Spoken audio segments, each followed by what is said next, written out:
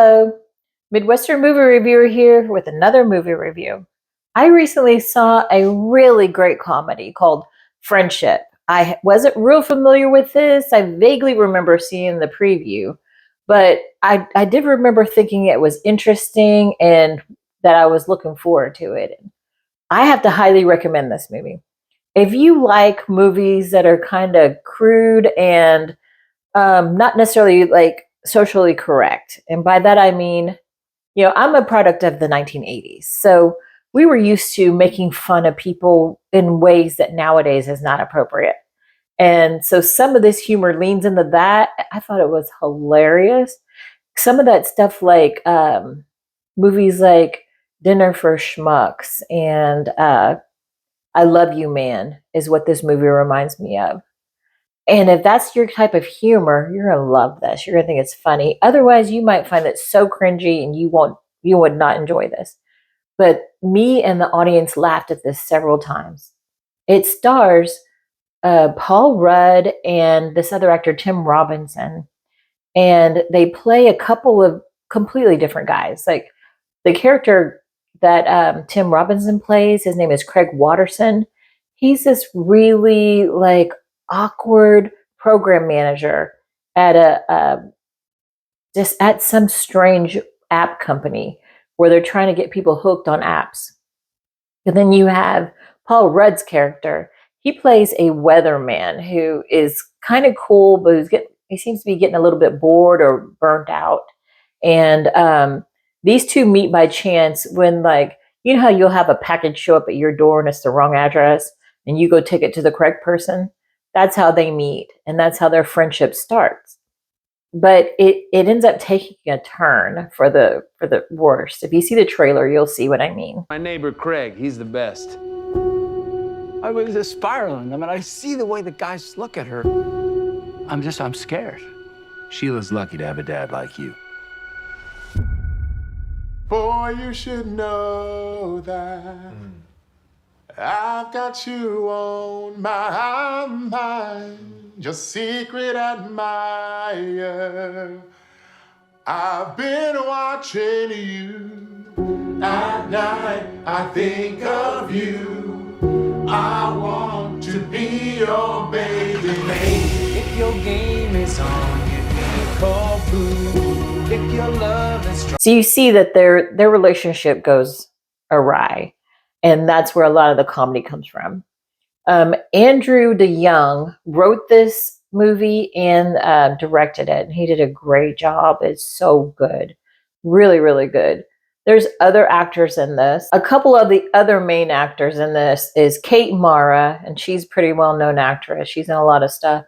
And also the young man who played his son. Also, Jack Dylan Grazer played his son. And their dynamic is hilarious because they are so completely opposite, but you could tell they're a family. They're trying to make their relationship work, and it was funny. It was very funny. You're going to see aspects of like Anchorman and some of that humor in this. I will put this up there with some of the best humor, the best comedies. So if that's your type of movie, definitely go see this. I also saw recently a movie that I'm not going to recommend. This one was called, there was a short story or novella written by Stephen King called The Life of Chuck. And then it was adapted by this guy, Mike Flanagan, who directed it and wrote the screenplay. This movie was like, because it's short stories, and I didn't realize that when I went in. That's not a problem though, because I'm a person who can kind of get into something. If it's really well done and well written, well acted, I will get into it. And I don't even have to know anything about what it's about. So when I got in there, and the very first short story was just all about Chuck, but it was also maybe some universe where everything's connected to Chuck. So whatever happens to Chuck is happening to everyone else. And it seemed very apocalyptic. I thought that was really interesting. So it had a heightened sense of what would it be like if the world was ending, but then you have a connection to a god or something that's affecting everything. It's That part was great. I have to say, it had Chiwetel Ejiofor, Karen Gillan, I guess the actress's name is. Just it had really great characters and actors in that part. Tom Hiddleston plays the main character Chuck in that first short story. Not a lot. He didn't do a lot really. You just see his image everywhere, but it was pretty good. Then you went to more about Chuck's life and who was Chuck. That part was boring. Boring. You learn that he learned to dance from his mother or his grandma, from his grandma. It was boring. And then the last story was boring. So I saw people get up and leave.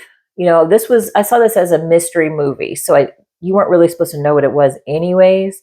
But I don't know. And then there's an older gentleman played by Mark Hamill.